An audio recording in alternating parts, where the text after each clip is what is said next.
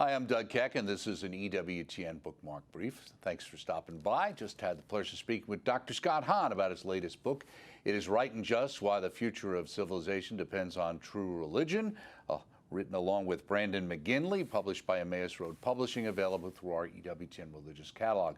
Well, tell us, Dr. Scott Hahn, it is right and just why the future of civilization depends on true religion. Why does it, and why do we need to understand that?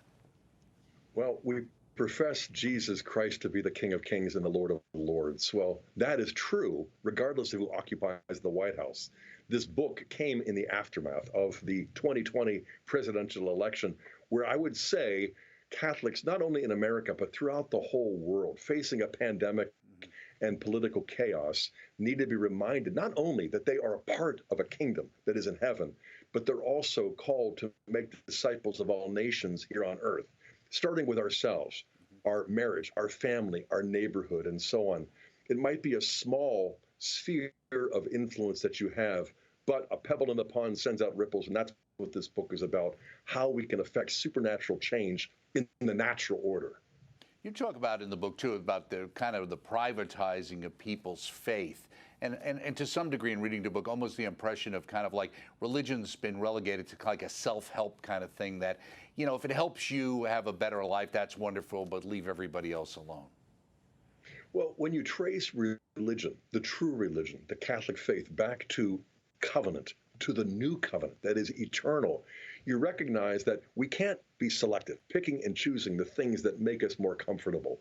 We have got to be faithful disciples, but we're also called to be fruitful apostles. And so we've got our marching orders.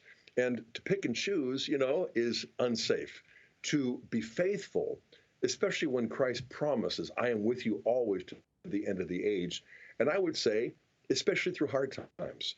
You know, Catholics get comfortable and then they buy into the culture. When we get uncomfortable, we ought to stop just simply scolding the culture and recognize this is the alarm clock. This is waking us up to realize we've got bigger and better things to live for than simply, you know, economic success. Do you think part of the issue you're dealing with when you're talking about secularism is this loss of the sense of eternal, which you've written about so often in so many books over the years, in the sense that we just tend to be focused so much on the temporal? Indeed. I mean, especially when we enter into a crisis, are we aroused to say, okay, I have been so inadvertently worldly. Now it's time to recognize that not only is there another world, but it's here and now, not just then and there. And, you know, I would encourage our viewers to look at the Catechism, especially paragraph 2105. I won't read it now, but I tell you, the teaching of the Catholic Church, the traditional teaching, regards the moral duty of citizens to transform their own lives and their societies. And so, again, we have this wake-up call to recognize that we are needed. To the front lines, we are called. Very good. Thank you so much. Speaking with Dr. Scott Hahn about his latest book, It is Right and Just: Why the Future of Civilization Depends on True Religion, written along with Brandon McGinley, available through our religious catalog.